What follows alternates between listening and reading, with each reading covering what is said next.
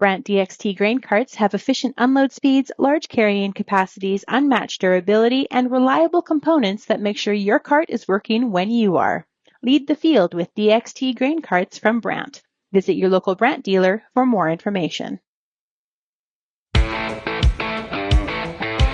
It's time for RealAg Radio on Rural Radio Channel 147 on Sirius XM.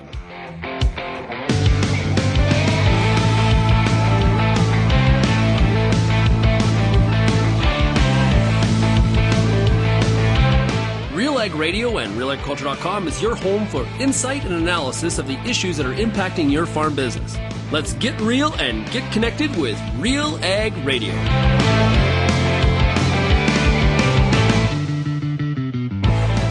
Hello and welcome to this Monday, July 28th episode of RealAg Radio here on Rural Radio, Channel 147, Sirius XM. I am your host, Lyndsey Smith, and I'm super excited about today's lineup.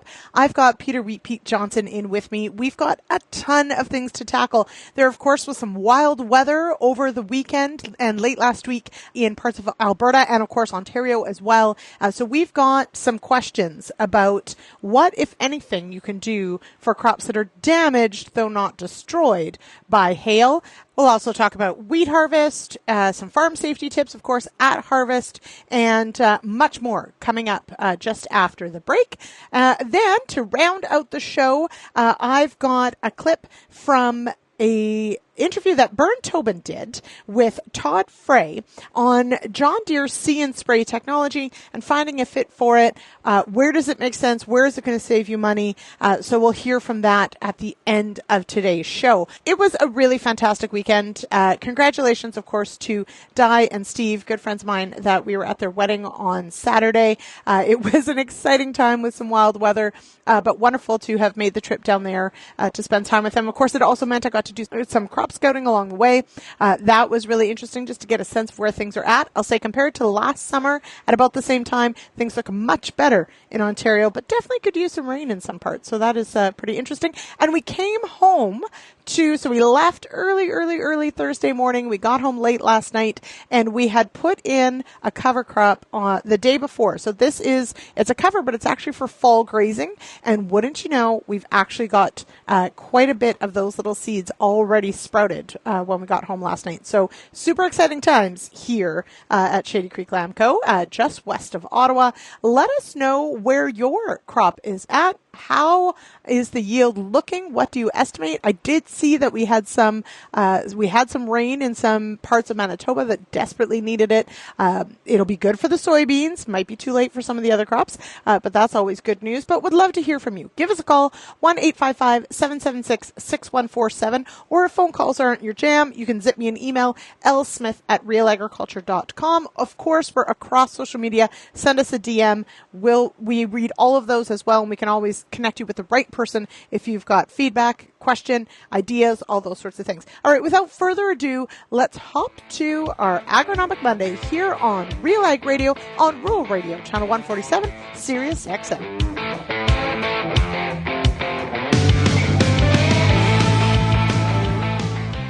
Joining us right now is Mark Alberts. What do you do at BSF? I'm on the Invigor Hybrid Canola marketing team based out of Calgary, Alberta, to really help bring the Invigor Hybrid lineup to market. The new hybrid, Invigor L355PC, it's built for the mid to longer maturing growing zones, and it's going to have one of the strongest disease packages we've seen in the Invigor Canola lineup so far, without sacrificing high yield potential and having all those things folks can rely on, like patented pod shatter reduction technology. We were talking a little bit about verticillium stripe and some of the other challenging diseases in Western Canada. Invigor L355PC would have one of our top rankings in terms of verticillium stripe performance. Again, blackleg resistance, very strong standability and lodging resistance, and really going to be a winning hybrid in terms of the mid to long maturity zones for 2026. We don't want to have 100 of hybrids in the lineup, but having the right amount that can suit those different growing zone disease challenges in Western Canada is really important. And the hybrids really are built to be more suitable for that. So there's not just one that you can say is the best across Western Canada. We really have a lineup that's going to be suitable for all the different areas.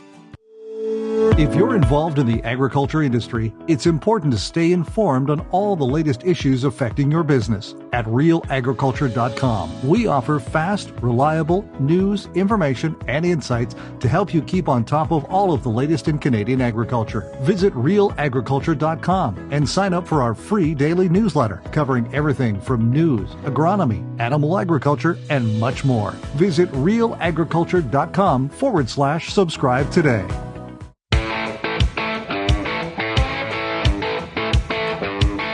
Welcome back to RealAg Radio here on Rural Radio, Channel 147, Sirius XM. It is Monday. I am your host, Lyndsey Smith. And from nutrient management to the latest weather, market, and ag trends, The Dirt, an economics podcast, is your place for farm smart topics to boost your profitability. Join Mike Howell on Season 4 of The Dirt podcast, available now at nutrient-economics, that's economics with a K.com. All right, we bring in our resident thespian and agronomist, Peter Pete Johnson. Pete, how are you? I am awesome. Thanks, Lyndsey. We could use some more rain. It's so variable in Ontario. It's just incredible. But beyond that, the heat, the corn and the soybeans are loving it. And it's we're past any hope of higher yields in the cereal crops because they're pretty well finished for the year. So I guess it's bring on the heat, but could you bring on the rain? Because the sunshine is great. The heat is great for the crops, not necessarily for livestock or for humans, but we're in good shape other than moisture. Mm-hmm. I am going to be back to being grouchy, given the heat, but that's where we are. Now, before we dive into this week's agronomic topics, and why I have only half a voice, we both had exciting weekends, so I do want to talk about that. How did you and Sheila spend your weekend? So we actually were at Minifest in Binbrook. So as you mentioned, I'm a community theater actor, and the Western Ontario Drama League is a conglomerate of a whole bunch of small community theaters across southwestern Ontario, and they put on this thing called Minifest, which is a one-act play about 25 or 30 minutes long. And at Minifest, between 4 and 6 theater groups will come in and all do the same one-act play on Friday night and Saturday. And you would say, well, why would you do that? Because you're going to see 4 exactly the same productions. Mm-hmm. Nothing could be further from the truth, because we had 4, I was part of one, we had 4 theater groups do the play Scoundrels in Kelowna, and you could not have even imagined that they were the same play, except that the actors were saying the same words. The interpretations were unbelievably opposite. My character, Doug, I played it like a very jovial, almost like the Fonz, if you remember Happy Days. That's probably before your time, Lyndsey. I know who the Fonz is. It's fine. Carrying on. So I was trying to be the Fonz and just laughing and having a good time. The next group that came in, they were the Binbrook group, and the actor that played Doug in the Binbrook group played it totally deadpan. No laughter, no emotion. And it was so different. It was just an absolute blast. It was just great fun. So that's Pete's weekend. What about yours, Lyndsey? What did you do? So, you know what? Well, I dodged storms is what I did mostly.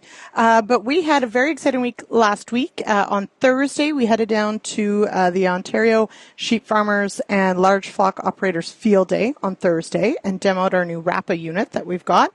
And then we headed down to stay around Seaforth because we attended Steve Terpstra and Diane DeJong. It was their wedding on Saturday. And on Thursday, we dodged the microburst at Mitchell and drove through there. And I've got some agronomic questions about that. And then, of course, on Saturday, just an absolute downpour, right? When the bride and groom are going to say their vows, just a huge downpour. There was a tornado warning. But Steve and I, of course, have a wonderful shop. We just moved everything inside. We had a great time. That is why I have half a voice. Because, of course, wonderful time, great music, great visits. It was wonderful. It was beautiful. beautiful. And so we headed home yesterday. It was a long drive, but had a great time. I mean, it is midsummer. We're going to have wild weather. But when we were driving through, Pete, we passed through Mitchell maybe 10 minutes after the microburst. So there was, a lot of storm damage. The corn looked absolutely shredded. And we drove back through yesterday, so a couple days after. And it certainly had perked up a little, but there were some fields that were pretty hard hit by hail.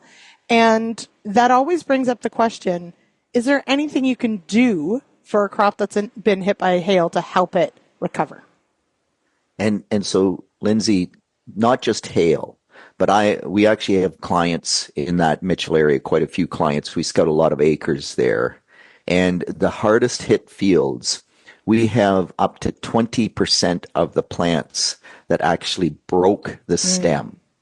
And so, that would be similar to green snap in the U.S. Corn Belt when they get those derecho?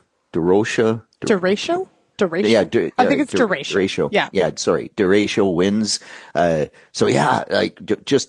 those, the 20% of the plants that broke off, they are not coming back. There was some lodging as well, but there's some real damage in the heart of that downburst. We had edible bean plants where 10% of the edible bean plants, I remember, like corn at least is 8 feet tall at this point in time, 9 feet tall, 10 feet tall. Like it's got a lot of wind resistance when that wind hits it. Man, the edible beans, they're 18 inches high. Yeah. And we had 10% of the edible bean plants in some fields that snapped off. And so that's kind of like, okay, nothing you can do. But the leaves being shredded actually never has the amount of impact that you would expect it was going to have. I've seen cornfields where all the leaves got ripped right off the plant. And at Mitchell, fortunately, the leaves weren't ripped off. They were just shredded. When we ripped them right off the plant, we still had about 80% yield. The stem just kept photosynthesizing, tried to compensate, and so much better yields than you would expect. There are a few things that will happen. We will see more smut, because anytime you get damage on the cob from a hailstone, you predispose it to smut spore infection, just common smut. It's not a horrendous thing, other than there will be some kernels that aren't there, and it will be very dusty at harvest because smut spores create a big dust storm. So we definitely expect that. But from a yield perspective, most of what we've seen, barring the 20% of corn stalks that snapped off, those will be bigger yield losses. But if in the areas with shredded leaves, it probably still has 95% yield potential. The amount of damage, the visual amount of damage, does not correlate well with the actual injury that we get on that corn crop. So that's a good news scenario. You asked, is there anything we can do? And just the way that it works out, the timing is about right for the fungicide application for gibberella, dawn, call it what you will, tar spot, northern corn leaf blight. And so that VTR1 timing, most of that corn was just getting into the window, and the fungicide that we apply will prevent any significant disease that might get in because of the damage. It won't stop the smut most likely, but it will stop other diseases. And what's cool is that most of those fungicides for disease control also have a strobilurin, a strobi component. And the strobies, and there's differences between products, but the strobies as a group have a fair bit of impact on ethylene production in the plant. And so when you tear the leaf, the plant says, oh, that leaf is damaged, we're going to kill off those cells. The ethylene levels go up, it kills off a bunch of cells, and those cells are no longer available to photosynthesize. And we don't want that to happen. So as quickly as we can, we need to get in and get that fungicide on. However, number one, there was up to at least up to 2 inches of rain in some spots, so that, it's tough to drive through. And number two, we don't want to miss green silk. So if your crop isn't at the green silk stage, then you have to wait for that. And the sooner we can get it applied from a plant stress perspective, the better off we are. It's not a huge deal, but it's just that timing lines up. And if ever there was a benefit from that ethylene production standpoint, this is when that would happen. Mm-hmm. And we've seen just a few weeks ago on the Agronomist, we did a show about stress and stress reduction. And I did pull a clip about, in the West, because of course the West deals with hail on a pretty regular basis. If it's not the typical fungicide timing, a fungicide doesn't necessarily pay. But you're right. This event is sort of lining up exactly with the fungicide spray, the ideal timing. So that to me just, makes it just even that much more important at this point to get it on there because of the timing. I do want to, before we take a break, let's just touch on ferment, because I spent the weekend down in Southern Ontario. I got to see so many wonderful people, and so many, of course, that are in the agriculture industry and farmers. And we talked a lot about what the crops are looking like and who's got, decent looking crops, where crops have struggled. And of course, as we're driving, everyone's, talking about, it hasn't tasseled yet, or this cornfield hasn't tasseled yet. And I stopped and I said, because I'm a smart aleck, I said, it's not about the tassels. Can everyone please focus on the silks? Why the discussion of focusing on silks and not tassels? So that's actually our fault. It's the Albert Tenutas, the Peter Johnson, the Greg Stewarts of the world. It is 100%. It is. Oh, well, because we've talked about VT applications, and VT is tassel. And part of the reason we originally talked about VT is that it's easy, right? You can drive by the field and see, it's tasseled. It hasn't tasseled. But in actual fact, all the way along, we should have been talking about R1. And R1 is when the silks are there. And what's really amazing in the corn crop is that if you go back to the days when Terry Daynard did his PhD on the tassel silk interval. So he did his doctorate on the timing difference between when the tassel came out and the silk came out. And in the 70s and the 80s, the tassel always came out first. Always. And the more time there was between when the tassel came out and the silk came out, if the silk was 5 days behind the tassel, you could predict low yield. If it got to be 10 days behind the tassel, you had a disaster. If the silk came out 1 day after the tassel, you had really high yield potential. And it was all about pollen shed and when the silk was there. And so this tassel silk interval was a big deal. And all the breeders looked at that and said, cool. So if we want to get higher yields, we need the silk to come out earlier. And so in most of today's hybrids, we actually get silk that emerges before the tassel emerges. And so we get to R1 before we get to VT, which is sort of bizarre. But as long as we have green silk, it's green silk that we need to target with the fungicide, particularly if we're trying to reduce gib, ear rot, and the dawn toxins that accumulate in the grain. That's the total focus. And this year, Ohio, Indiana, Iowa have all had this thing they're calling tight tassel, where the tassel is tied up in the last leaf. It can't seem to get out of that last leaf. And they think it's because it was super hot and in late June, and then they got a bunch of rain, and the plant was just growing so fast that it didn't have time for that last leaf to unfurl before it needed the tassel out. So we've actually flipped it now so that the tassels come out after the silks, and the growers that are looking only for the tassel, they could be applying that fungicide earlier than the tassel comes out, because as long as we hit green silk for a gib control, that's what we're after. 95% of the field, green silk, get that fungicide on. Bob's your uncle. If if you're only targeting tar spot, because this radio broadcast goes throughout the U.S. as well, and there are areas in the United States where, man, they don't seem to get jib ear rot, and good for them. If you're targeting only tar spot, then you would actually push it as late as you could in that window, R1, even to R2, where you get to blister stage, because tar spot, a later application, gives you better control into that critical grain fill period. But if you can hit green silk in Ontario, that's where you want to be. So forget the tassel, look at the silk, and get out there and get that fungicide on. All right, good advice. Okay, we're going to take a quick break, and we'll be back with more RealAg Radio here on Rural Radio, Channel 147, Sirius XM, right after this.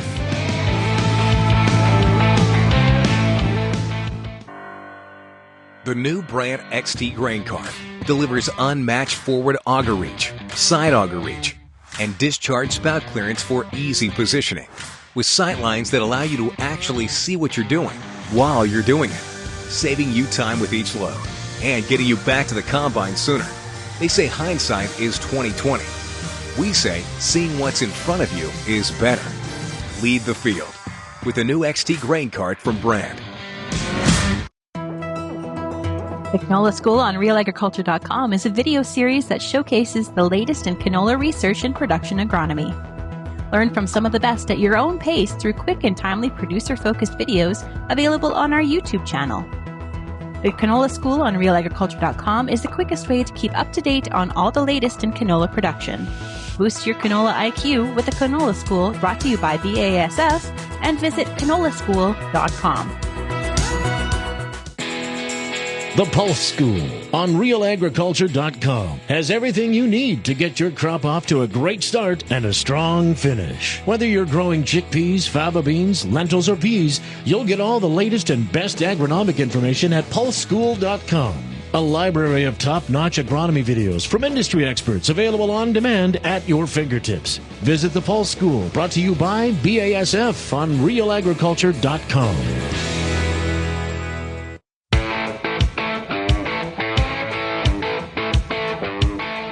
Welcome back to RealAg Radio here on Rural Radio, Channel 147, Sirius XM. It is Monday. It is Agronomic Monday. And this segment brought to you by FP Genetics. FP Genetics brings new seed genetics to Canadian farms, empowering growers to thrive in ever-changing conditions.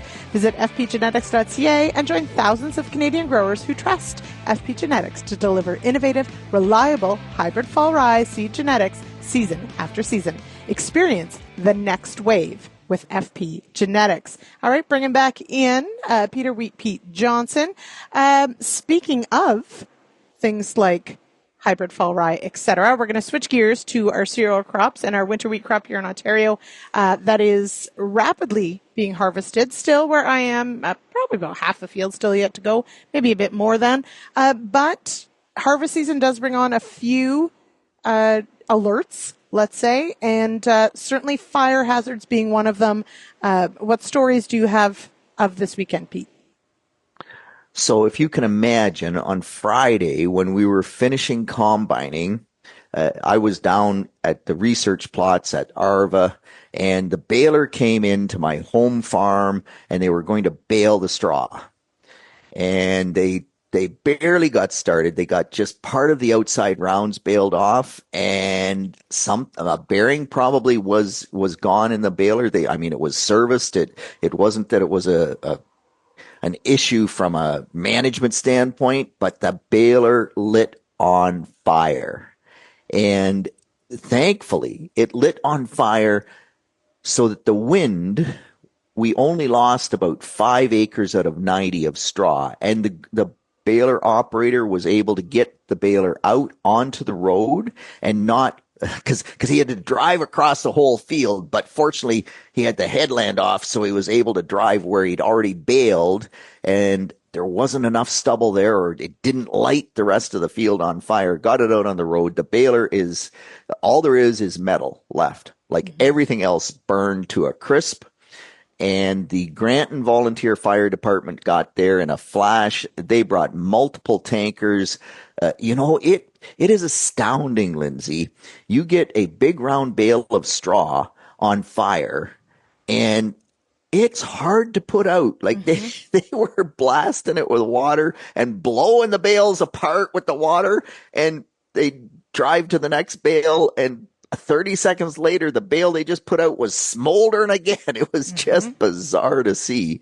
But yeah, that's so in wheat with straw, we've seen many fires. I actually have a client that had a combine fire. He turned at the end. He said, "That's a funny smell." He started going back up the field, and he looked in his mirror, and he said, "Uh-oh, that's flame." And stopped immediately, got the fire extinguisher, had a full fire extinguisher on the combine, blasted the flames, was on the cell phone to his son who was spraying close by on spraying corn, brought the water truck, blasting the combine with the water truck. Every time they'd get it out, it would start again. Ended up calling their volunteer fire department. And the volunteer fire department was at that combine for 3.5 hours.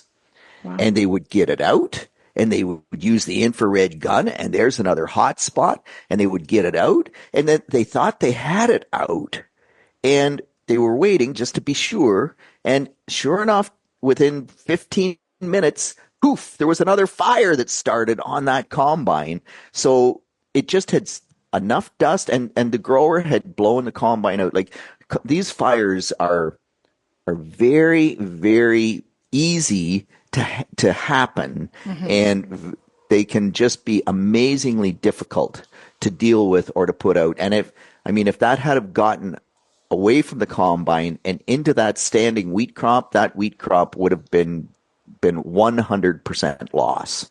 Yeah. And I mean, it's a really good point that even doing all the right things of management and making sure things are in good working order. I mean, let's face it, there's certain things you just can't avoid. There's going to be friction. There's going to be heat. There's going to be dust, especially in dry conditions. And so, the management is important, or the prevention is important, but having the right tools, like extinguishers on hand, or having a plan. I think just, discussing, like, what do we do if a baler catches fire? Especially if you've got, more junior people that are doing some of these jobs, really important to have a plan of, who do you call or what's nearby? And I know certainly our Western Canadian friends, many of them in high-risk situations will have a water truck nearby or will have a cultivator nearby just in case. But I think it's just so important to just think through and maybe talk through, what would we do if there was a fire, and have a plan. Makes it a whole lot more manageable when these things happen. And as you said, it can really minimize the damage in a field that, losing 5 acres out of 90 could have been a whole lot worse.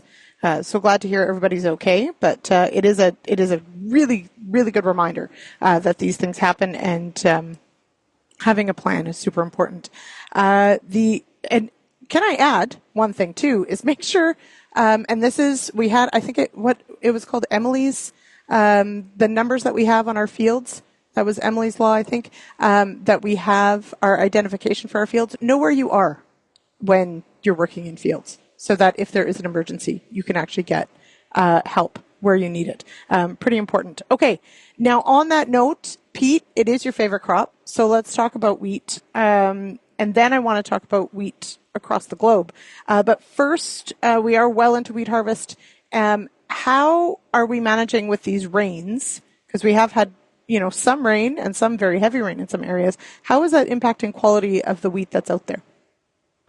So, Lyndsey, hats off to certain elevator operators, and I wish they would all do this, and they don't, but it's always a management decision. But my local elevator, not this past weekend, but the previous weekend, looked at the weather forecast, looked at the test weight of the crop that was coming into their elevator, and said, wheat prices are no heck.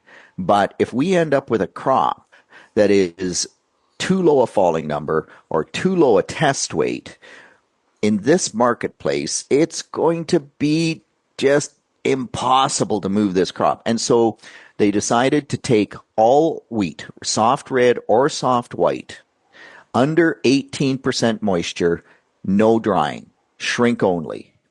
And so everybody went to the field en masse to get that wheat crop out of the field in good shape. And across Ontario, there have been, like, most farmers have had good quality. It's been making grade 2, which is, we don't even try to get to a grade 1. Grade 1 and grade 2 prices are the exact same here.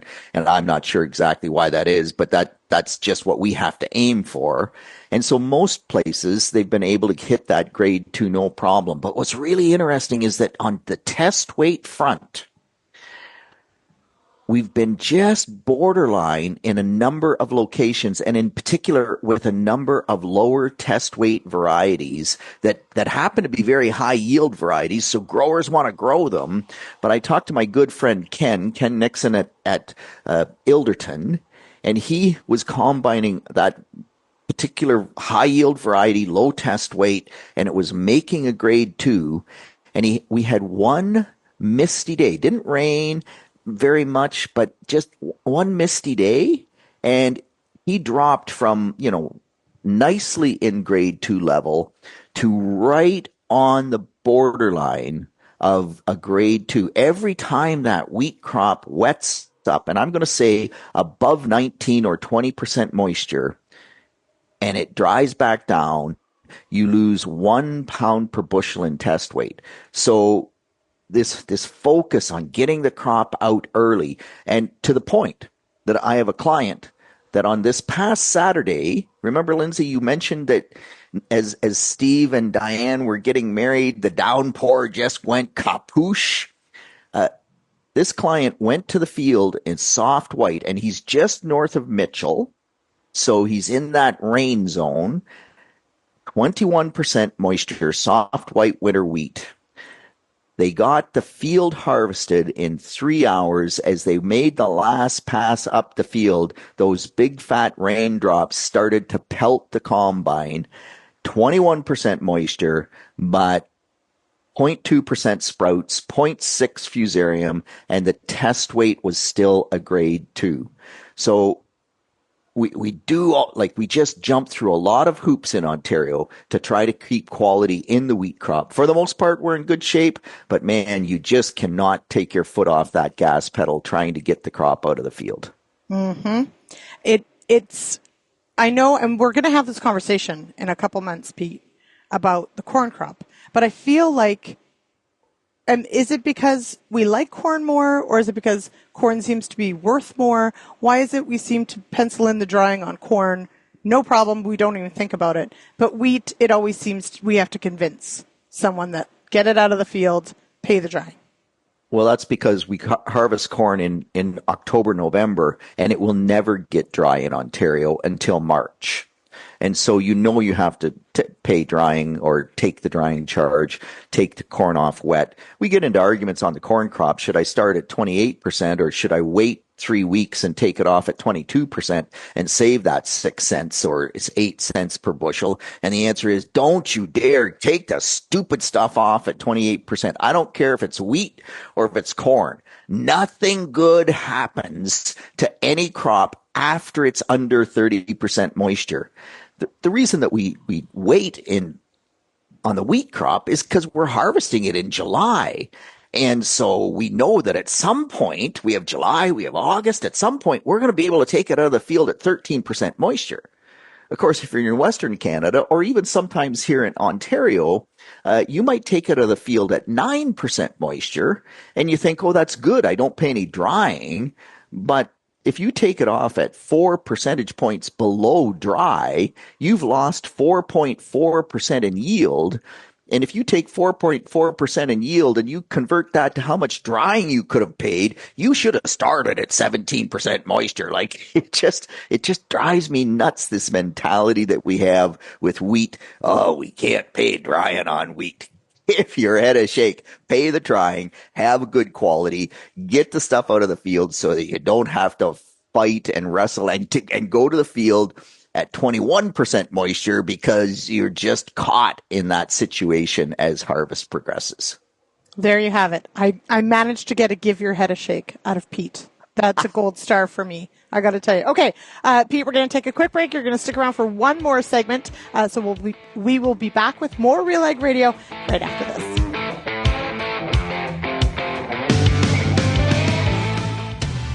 I get to spend every day talking to farmers in the ag industry through RealAgriculture.com and RealAg Radio. But nothing is more fun than speaking to an audience live and in person. If you're planning an ag event, book a Real Agriculture speaker to make it a successful and memorable experience. Email shaney@realagriculture.com and you can book myself or any other Real Ag personality to speak at your event. Bring your audience all the fun, insight, and energy of Real Agriculture.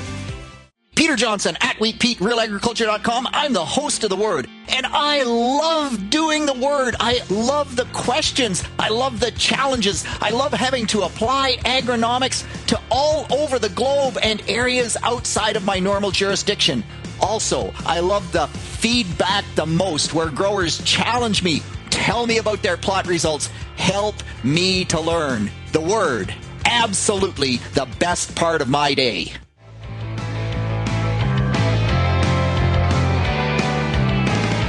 Welcome back to Real Ag Radio here on Rural Radio, Channel 147, Sirius XM. It is Monday, July 28th. I am your host, Lyndsey Smith, and joining me for one more segment, it's Peter Pete Johnson. Pete, we get a lot of feedback from this show, from Wheat Pete's Word, from all the podcasts we do, from our schools. One of the things I really appreciate is you often get emails, phone calls, etc., and you share what you hear from the audience. You answer their questions. You also get, and I don't know if everybody knows this, you get emails from all over the world, from people who are watching the videos, who are maybe subscribed to Wheat Pete's Word on their favorite platform. You got an email this last week from South Africa. Tell me about that email. Yeah, so Lyndsey, it just is amazing, and that's why I love working with you and Sean and Bern and Real Agriculture, because now the stuff that I do does go global.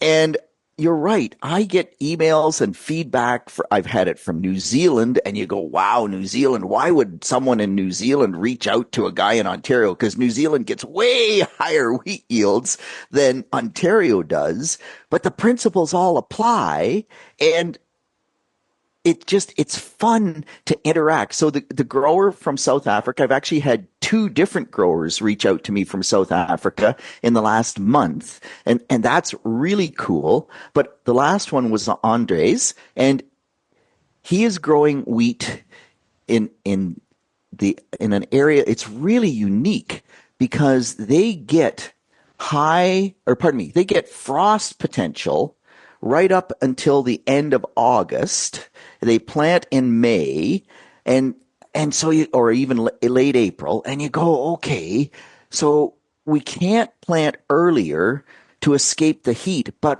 once it goes into September and October, when they're in grain fill, their average temperature is 35 to 42 degrees Celsius. And let's just blow your mind. And so Andres he's looking for, are there ways that he can get higher wheat yields? But it's so much fun to take the principles of agronomy, and it doesn't necessarily have to be on wheat, right? I'm Wheat Pete, but I am an agronomist. I talk corn, I talk soybeans, I talk canola. It's just all fun. But you take the principles of agronomy and you try to help growers in other parts of the world. So in South Africa, it's heat through grain fill. What can we do? And the answer normally is, get it to head out earlier in the cooler period. But he did that once, and he got frozen out and got zero yield because he got frozen out with the early headed crop. So, okay, what else can we do? I've talked with growers in Pakistan under flood irrigation. So again, that's just a different scenario. In that particular scenario, it was sulfur deficiency that actually was the grower's issue, and we solved that, and things have moved forward. But it's so much fun to take those agronomic principles and say, how do they apply under the conditions that grower has in that part of the world. And so whether it's Diego in Argentina or Andres in South Africa or wherever, the feedback is awesome. The feedback is fun. Keep it coming. And it just challenges Pete to sort out, what do we do in that situation? Mm-hmm. I agree. I really love hearing from all of our audience.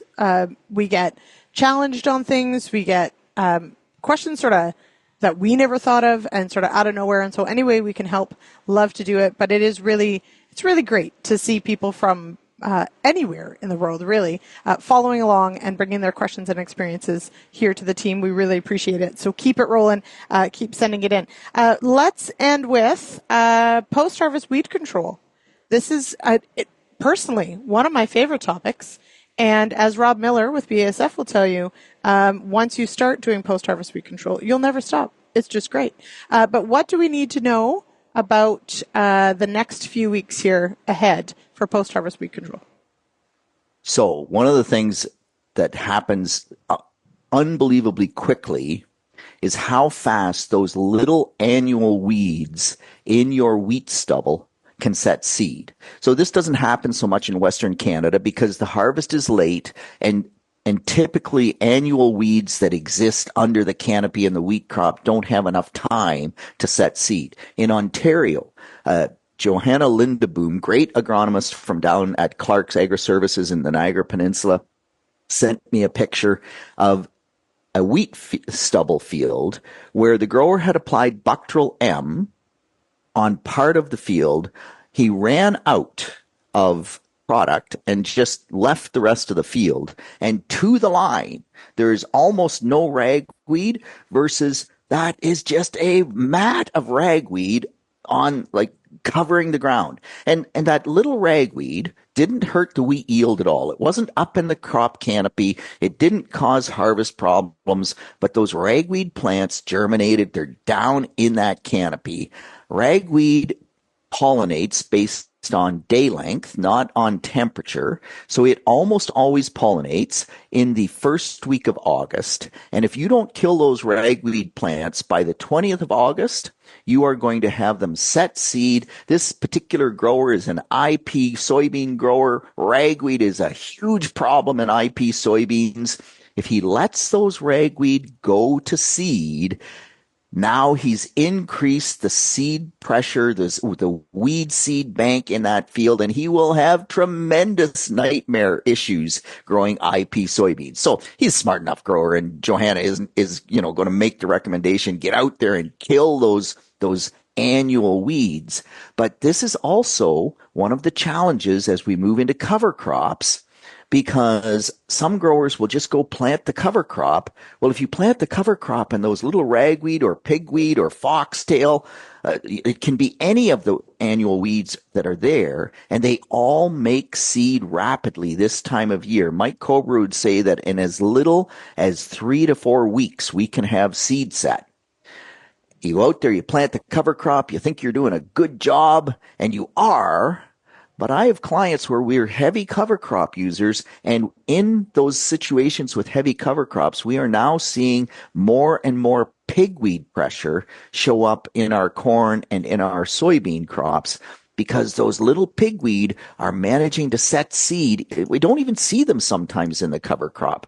But do the post-harvest weed control. Whether it's perennial sow thistle, it's Canada thistle, it's annual weeds, post-harvest weed control is an absolute must. And then you start thinking about planting your cover crop and, the other things that we're going to do, spreading the manure, doing some tillage, all those things. But weed control comes first.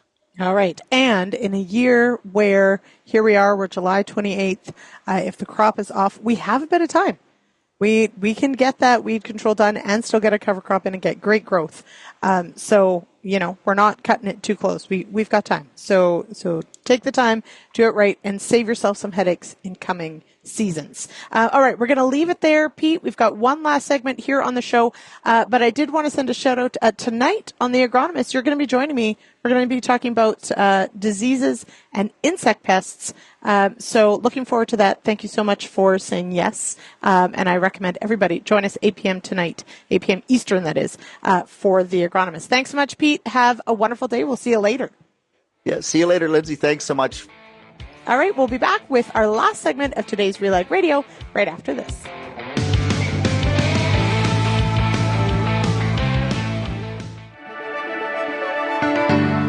Built on over 100 years of seed innovation and unwavering commitment to farmers, Pioneer 100 Series canola hybrids deliver a step change in yield performance and agronomic traits.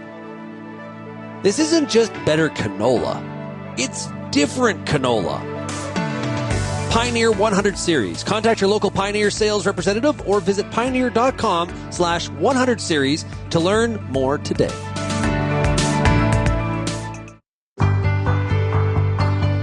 It's summertime, and you've got a lot of important decisions to make when it comes to your corn crop. Let the Corn School on RealAgriculture.com help guide you through those big decisions with input from leading experts in the field. If it's spray timing, disease identification, or any other field issue, the Corn School's got you covered. The Corn School on RealAgriculture.com. Brought to you by BASF and Pride Seeds.